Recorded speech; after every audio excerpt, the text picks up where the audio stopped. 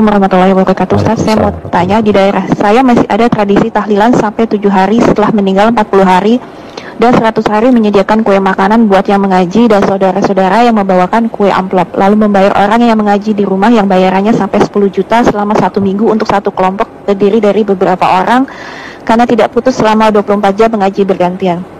Sehingga yang saya dengar total biayanya bisa mencapai 40 jutaan Ustadz, dimulai dari pemakaman, membagikan amplop orang-orang menyolati sampai tahlilan 100 hari, membagikan buku Yasin dan besek panan yang dikemas dengan wadah tempatnya baskom yang biasa ingin terlihat. Wah, jujur saya kaget dan memikirkan bagaimana mungkin setelah meninggal saya membebankan biaya yang jumlahnya tidak sedikit.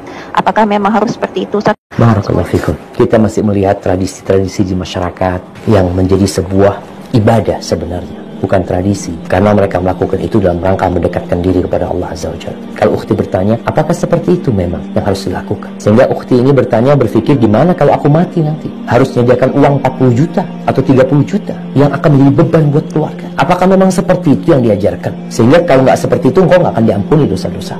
Jadi kita dibacakan hadisnya, cukup disolatin 40 orang yang sholat, atau kurang dari 40 orang, 3 soft, asalkan itu orang-orang bertakwa, orang-orang mentauhidkan Allah SWT, insya Allah diampuni dosa-dosa. Nggak harus seperti yang tadi disebutkan. Apalagi memang Rasulullah SAW ketika meninggal dunia, beliau itu hidup ditinggal mati oleh semua anak laki-laki beliau, ditinggal mati oleh 3 putri beliau. Ruqayyah meninggal dunia, Ummu Kalsum meninggal dunia, Zainab meninggal dunia. Nabi tidak pernah mengadakan acara ini, tidak pernah mengumpulkan para sahabat lalu membaca doa bersama-sama, berzikir bersama-sama, lalu makan. Nggak ada.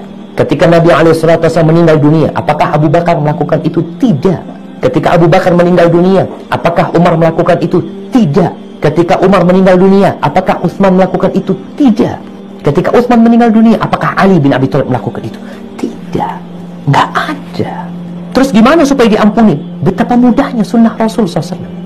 Biaya yang perlu itu adalah biaya untuk pemakaman. Ya, kalau harus beli tanah, harus beli kafan, ya, itu biaya yang dikeluarkan. Adapun mensolatin tanpa biaya, kita bicara ikhlas lillahi ta'ala. Setelah pemakaman apa yang dilakukan? Selesai, nggak ada apa-apa. Kayak gitu, Ustaz. Ya, seperti itu Nabi SAW. Jadi kalau ada yang mengatakan bahwasanya orang yang meninggal dunia yang tidak ditahlili, umpamanya dikatakan seperti bangkai, apakah benar engkau mengatakan itu?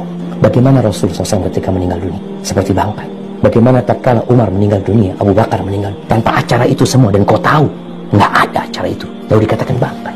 Maka cobalah kita melihat Islam ini agama yang indah. Sunnah Nabi SAW